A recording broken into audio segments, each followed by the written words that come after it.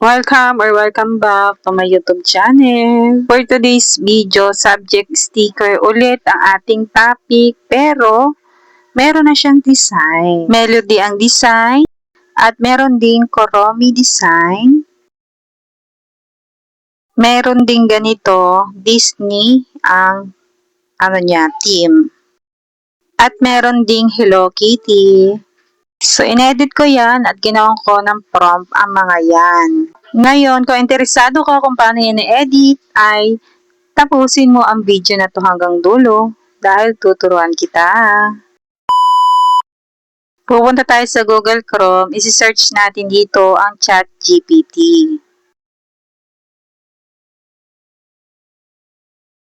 Eto siya, itap lang natin yan. Tapos, mag-login tayo dito gamit ang ating Google account. Para makapag-edit tayo dito sa ChatGPT, kailangan natin ng account. Pero wala naman tong bayad, libre lang ang edit dito, kailangan lang ng account para makapag-open. Pag may account na kayo, pindutin nyo itong plus sign sa baba. Tapos, piliin mo yung photos. And then, piliin mo yung picture ng anak mo. Dito sa baba sa Ask Anything, dito natin ipipaste yung prompt para makapag-edit tayo ng ganong subject sticker.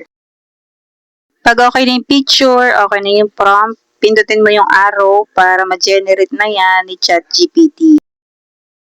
Tapos, wait mo ang resulta. Kung halimbawa hindi kamukha ng anak nyo ang edit dito sa ChatGPT, palitan nyo po ng ibang picture ng anak nyo kasi depende po sa picture na nilagay nyo ang edit dito sa ChatGPT.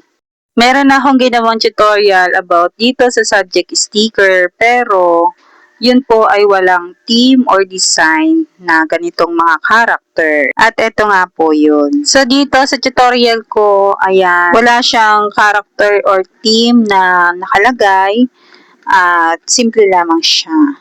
So, meron dyan panlalaki at pangbabae na tutorial ko. At ito nga ay pangbabae ulit yung tutorial ko. Pero may nagawa na rin po akong mga prompt para sa lalaki. Nakapost po yun sa aking Facebook page. Kaya kung gusto niyo po ng mga prompt about sa ganitong edit, pwede kayong bumisita sa aking Facebook page. Ginawa ko ang tutorial na ito or ginawa ko yung prompt na ito dahil may nag-comment. Si Jose Roger Peace, sabi niya, Ma'am, good morning. Paano maglagay ng design ng cartoon character like Melody Pink?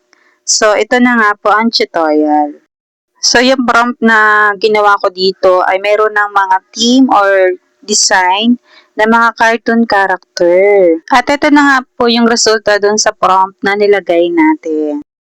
Makabayan yung subject, tapos Lilian C. Dantonilla yung pangalan, grade 1. Ngayon, kung gusto nyong i-edit nga yung prompt bago nyo gamitin, edit nyo muna.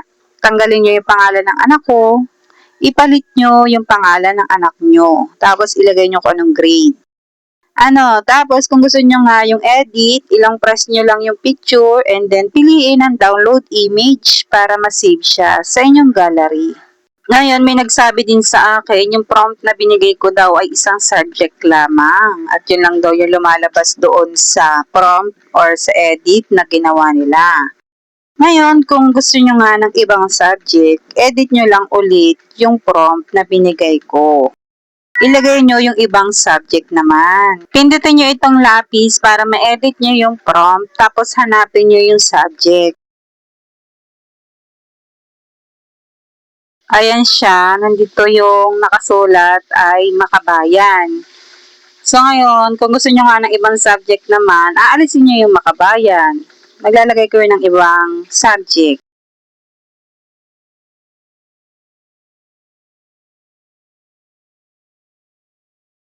Ito, lalagay ko dito ay English. Para meron kayong idea kung paano magpalit. Pag nailagay nyo dyan yung English, pindutin nyo itong send para ma-generate na ulit ni ChatGPT yung prompt. Tapos wait nyo ulit yung resulta. So ito na nga yung resulta natin dun sa pinalitan nga natin ng subject. English na yung nakalagay dyan kung makikita nyo. Ganyan siya. Ano?